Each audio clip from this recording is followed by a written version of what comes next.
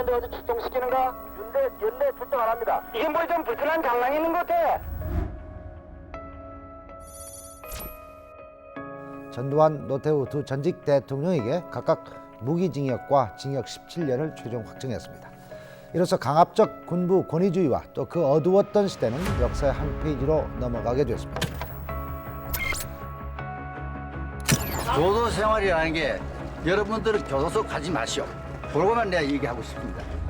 영화 서울의 봄 보면서 가슴 답답했던 분들, 여기 더 답답한 현실이 있습니다. 어두웠던 신군부 시대가 가고 문민 정부가 들어서면서 12.12 사태의 주도 세력이었던 군내 사조직 하나회가 숙청되기 시작했습니다. 12.12 군사 반란과 그 이후 이어진 5.18 민주화 운동 두 사건의 법적 책임을 묻는 재판입니다. 1996년 8월 여러 차례 공판이 오간 끝에 1심 선고가 있었습니다. 오늘 낮 12시 2분 2시간 가까이 판결문을 읽어내려가던 김영일 재판장이 갑자기 침묵을 지키자 일순 팽팽한 긴장감에 휩싸였습니다.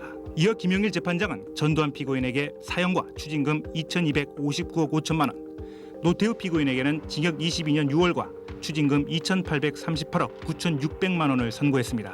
이날 선고받은 12.12 관련자들은 이렇습니다. 황영시, 허화평, 이학봉, 정호용 징역 10년, 유학성, 최세창, 허삼수, 이성 징역 8년, 차규환, 장세동, 주영복 징역 7년, 박종규, 신윤희 징역 4년, 그리고 박준병은 무죄를 선고받았죠. 같은 해 12월 항소심이 있었는데요. 모두 감형이 됩니다. 전두환도 사형에서 무기징역으로, 노태우도 징역 22년 6월에서 징역 17년으로 말이죠. 그리고 항소심에서 결정된 형은 대법원 선고 공판에서 그대로 적용됩니다. 최종 확정 판결은 당일 생방송 속보로 전해졌는데요. 말씀을 하기 전에 재판이 모두 끝났습니다. 결론을부터 말씀드리면 검찰과 피고인 상고 모두 기각, 그러니까 2심, 원심이 확정이 됐다 이렇게 말씀을 드릴 수 있습니다. 재판부는 일단 성공한 쿠데타도 처벌할 수 있다. 12.12는 군사 반란이고 5.18 사건은 내란이다.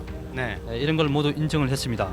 지금 이러한 대법원의 판결은 역사적 의미뿐만이 아니라 사법적으로도 엄청난 중요한 판례의 의미를 지니고 있지 않습니까? 비록 성공한 쿠데타라고 그럴지라도 헌법 규범에 비추어 볼 때 그것이 부적법한 것일 경우에 그 언제든지 처벌할 수 있다. 진정한 법치주의를 세웠다는 점도 있고요. 제가 이렇게 결과에 대해서 몇 가지 좀 말씀드리고 싶은 것은 박준병 피고인이 무죄가 된 것은 그 군사 반란으로만 기소가 되었기 때문에 그렇지 내란죄로도 기소가 되었으면 유죄로 인정이 되었을 것입니다. 당시 여론도 형량이 미흡하다는 분위기였습니다. 조금 미약한 생각이 듭니다. 법의 형평성에 어긋나지 않게 판결이 됐는가 좀 의심이 갑니다. 미흡한 것 같지만 그래도 더 안 나야 돼서 다행이네요. 그것도 잠시 최종 판결 8개월 뒤 이들은 특별 사면을 받아 석방됩니다. 김 대통령의 이번 결단은 제15대 대통령 선거의 종료에 즈음하여 국민 대통합을 이루어 당면한 경제 난국 극복에 국가 역량을 총집결하기 위한 것입니다.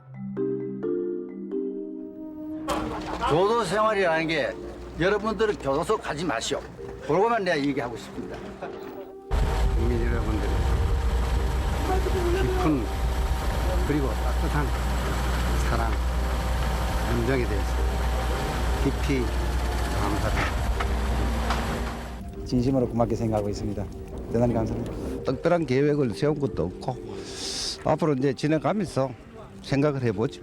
자유의 몸이 된 그들은 환수당한 퇴직금과 연금을 탐냈습니다. 황영시, 허삼수, 허화평, 차규환, 이학봉, 최세창, 장세동, 주영복 씨는 사건 전에 군인연금도 퇴직금에 합해 환수하는 건 부당하다며 퇴직금 반환 소송을 냈고요. 최세창을 제외한 7명은 승소해 퇴직금을 돌려받게 됐습니다. 2014년에도 10명이 모여 국방부에 소송을 걸었는데요. 이번엔 끊긴 군인연금을 다시 달라는 소송이었습니다. 결국 패소했지만요. 그뿐이 아닙니다. 징역형을 선고받았던 이들 외에도 반란 세력은 훨씬 많았는데요. 수사가 시작되자 영화에도 나왔던 도희철 춘장의 실제 인물 박희도와 장기호는 해외 도피를 했고 관련자들이 사면을 받자 귀국해 뒤늦게 징역을 선고받았지만 형평성 차원으로 또 다음에 바로 특별 사면됐습니다.